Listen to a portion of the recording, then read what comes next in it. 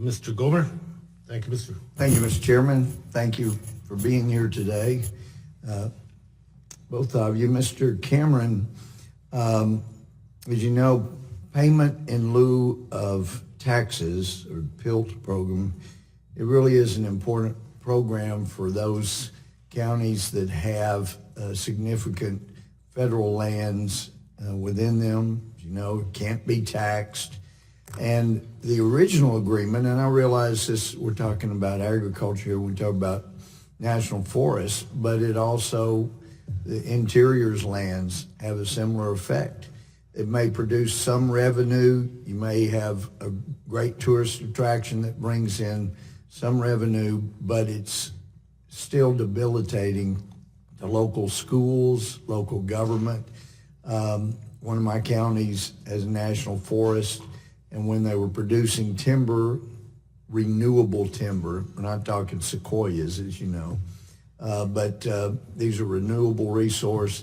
Back in the 80s, they were getting 1.5, 1.6 or so $million for a rural county. And I think last number I saw was 64,000 now. Devastating to a county like that.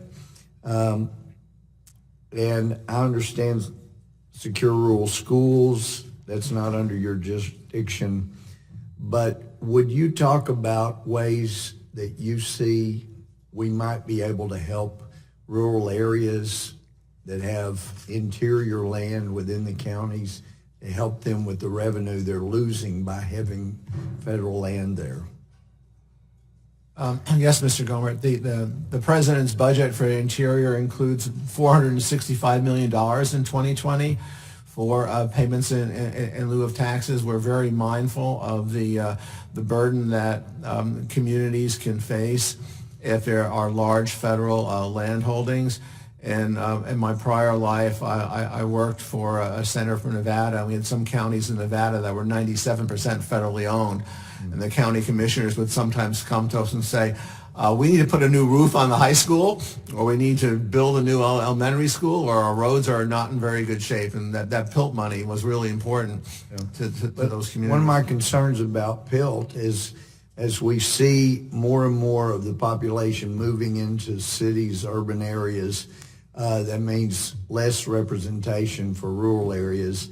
And my concern is someday they may say, forget the rural schools, move to the city, and it just devastate, middle America. So, whether it's taking some of the federal land and letting local folks have it so they can produce some revenue and make it, whatever, there really needs to be a realistic approach to that, because I'm not sure we can always count on PILT to take care of the difference. But let me quickly go to the border area. There's 12.5 million acres under Interior's jurisdiction within 50 miles of the U.S.-Mexico border.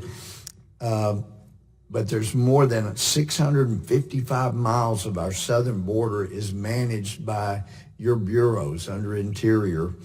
And 75 border miles is in tribal lands, primarily the Tohono O'odham Nation in Arizona. And I've been down there. I was surprised how much, talking to law enforcement, that those are used by drug cartels to get drugs into the United States. But what environmental effects have you seen in those areas controlled by Interior on our border, by drug cartels using them when our own law enforcement can't use motorized vehicles? That's a real problem in some areas, Mr. Gohmert. We've got, in some cases, we have endangered species critical habitat on federal land that we're trying to conserve. In many instances, there are archaeological resources like petroglyphs, for instance, that are at some risk of being trashed. And then there's the trash problem itself, not to mention the fact that some of the people who are crossing illegally may find themselves in a serious medical condition. Let me ask real quick. I'm time running out. But whereas prior administrations put up signs saying this is controlled basically by drug running, so use another area. What's Interior doing to avoid using those signs and allowing the land to be used by Americans? Sir, we are working very hard to make sure that we are protecting everybody who's on our land, might be crossing from the south, whether they're American citizens or folks who are not doing something legal. Thank you. Let me time expired, Mr. Gallego.